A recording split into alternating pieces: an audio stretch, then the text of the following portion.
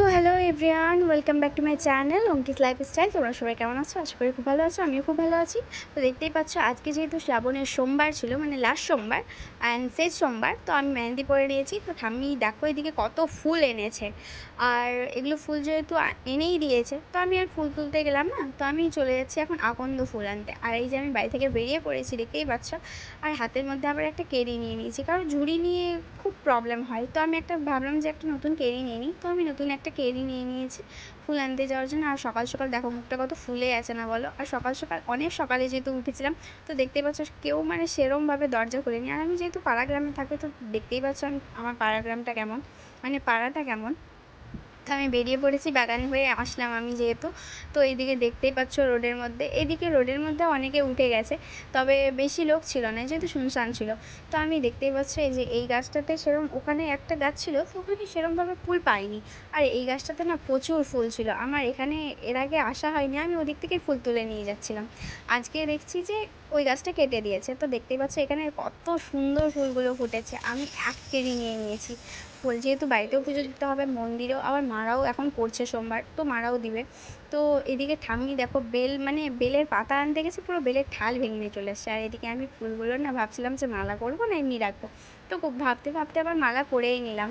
দেখতে পাচ্ছ এটা মন্দিরের জন্য করেছি। আমি যেহেতু কোথাও একটা মন্দিরে যাচ্ছি, তবে বলবো তোমাদের, দাঁড়াও একটু ওয়েট করো।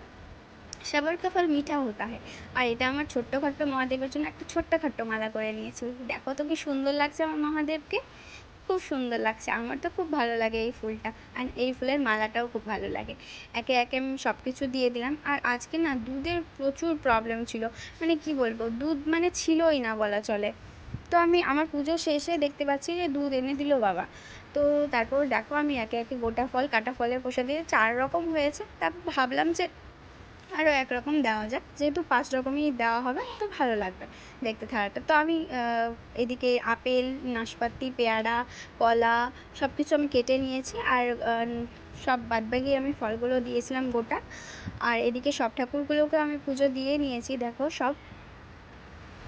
আর এদিকে আমার মহাদেবের থালা এই যে, আর এই যে এটা বাইরের। তো সব দেখিয়ে নিলাম তোমাদেরকে। তারপর আমার অনেকটা লেট হয়েছিল, তা বলে আমার বাকি ভিডিওটা করা হয়নি। তো আমি শাড়ি পরে নিয়েছি, এটা দেখতে পাচ্ছ আমি নিজে নিজে আর কি শাড়িটা পরেছি। কেমন হয়েছে বলো তো? আর এই যে আমার ফাইনাল লুক। তো আমি না এই চুলটা প্রথমে বেঁধেছিলাম ঠিকই, তবে ভালো লাগছিল না। তো পরে আবার চেঞ্জ করে নিয়েছিলাম, কেমন যেন লাগছিলো। আর ভেজাও ছিল চুলটা, তো খারাপ লাগছিলো দেখতে। তো দেখতে পাচ্ছ আমি এভাবে, আর আমি বাড়ি থেকে বেরিয়েই না টোটো পেয়ে গেছিলাম।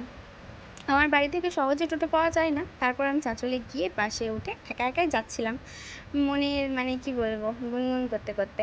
তো কিছুটা দূর গিয়ে মানে আমার সাথে 2 জন জয়েন হয়েছিল।